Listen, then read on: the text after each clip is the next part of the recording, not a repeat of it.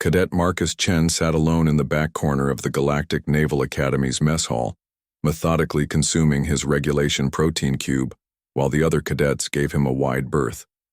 It had been this way for 8 months now, ever since the orientation officer had announced his homeworld designation with barely concealed disgust. Terra, Class Duothene, Deathworld, Commander Vextal had read from his datapad, her crystalline voice carrying across the assembly hall. The collective intake of breath from 300 alien cadets had been audible. Even the Krathari, notorious for their own warrior culture, had shifted uncomfortably in their seats.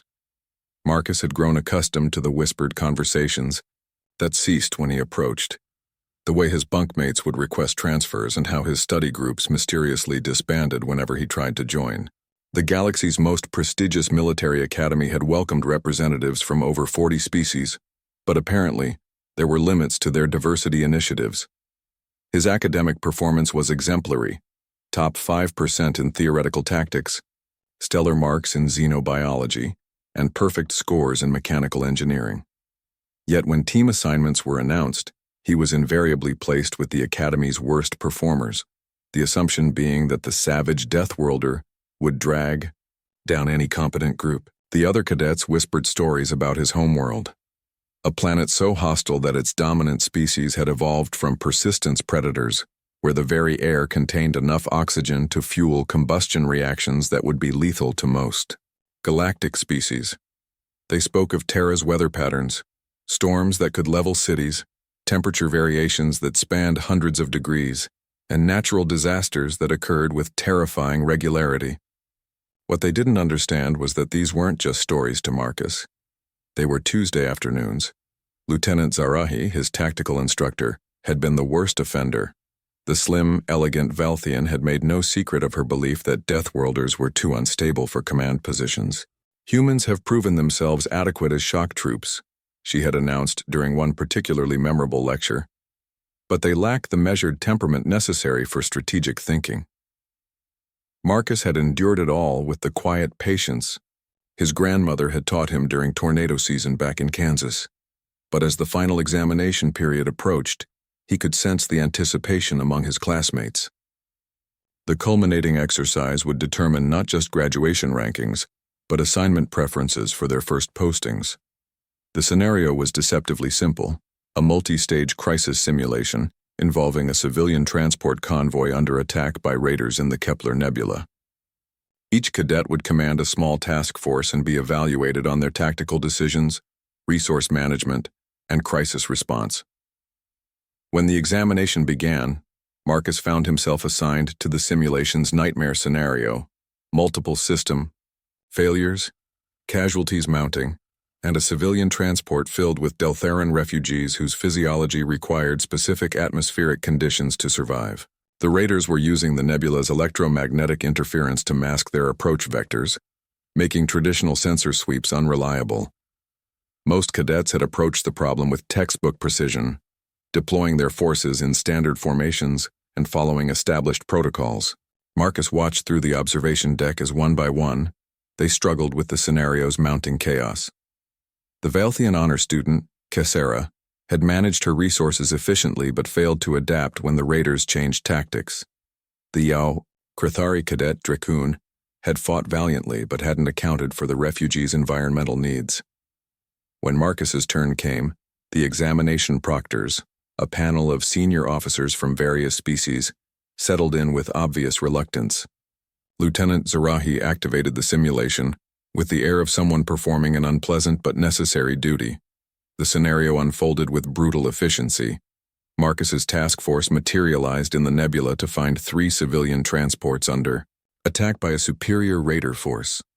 Conventional sensors were useless, communications were sporadic, and one transport was already venting atmosphere. What happened next would be discussed in tactical seminars for years to come.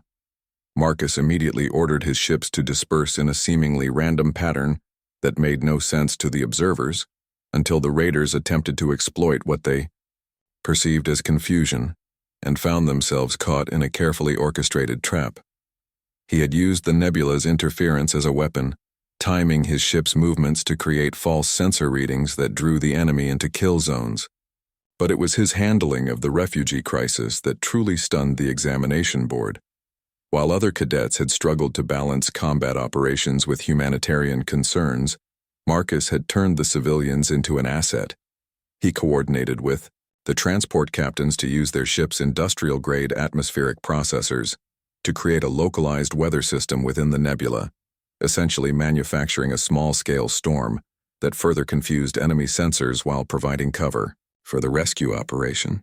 "That's impossible," Lieutenant Zarahi whispered as she watched the simulation unfold. "The computational requirements alone." Marcus had calculated atmospheric pressure differentials and electromagnetic flux patterns in his head, the same way he'd learned to read weather patterns on a planet where understanding the sky meant the difference between life and death. What seemed like impossible improvisation to his observers was simply applied experience from a childhood spent on a world that didn't accept excuses. When the simulation ended, all civilians rescued, all raiders destroyed or captured, 0 friendly casualties, the examination hall was silent. Marcus sat calmly in his command chair, waiting for the debrief as if he'd just completed a routine exercise. Commander Vextal was the first to speak. "Cadet Chen, your performance was unprecedented. How did you calculate those atmospheric dynamics so quickly?" Marcus considered his answer carefully. Around him, 300 cadets, many of whom had spent months avoiding him, waited for his response. "On Terra, Commander, we call it Tuesday." The assignment postings were released 3 days later. Marcus Chen was selected for the Fast Attack Courier program, traditionally reserved for the Academy's most promising tactical minds. More significantly, his simulation run had been classified for further study by the Strategic Command Institute. As he packed his few belongings, Marcus reflected on the irony. The very qualities that had made his classmates fear him, his Deathworld conditioning, his ability to function under impossible stress, his ingrained understanding that chaos was just another variable to be managed, had proven to be exactly what the galaxy needed. The other cadets no longer avoided him, though their attention now carried a different quality. Respect, perhaps. Or maybe just a healthy recognition that the quiet human from the Class-Tuthene Deathworld had been underestimated for far too long. As his transport lifted off from the Academy, Marcus allowed himself a small smile. The galaxy was vast and dangerous, filled with threats that required unconventional solutions.